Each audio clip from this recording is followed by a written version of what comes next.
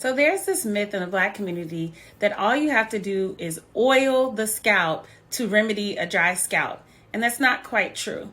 A dry scalp needs moisture. But the caveat is you don't want to leave a wet scalp because then you'll encourage fungus and bacteria growth.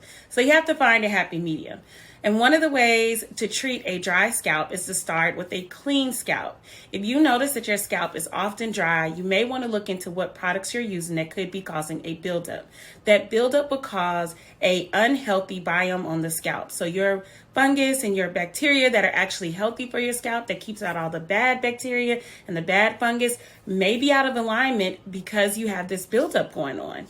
Or the scalp may be dry because you have a buildup that is not allowing moisture to seep into the skin. So your scalp is just like the skin on the rest of your body. It's a part of the largest organ. It is there to protect the internal organs and is also in need of some help sometimes. One of the ways you can increase moisture on your scalp is to use a spray bottle of aloe vera juice and water and lightly mist your scalp after you have shampooed and conditioned it.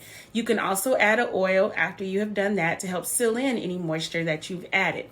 If you use any products, which most of us do, just make sure the products aren't building up on your hair.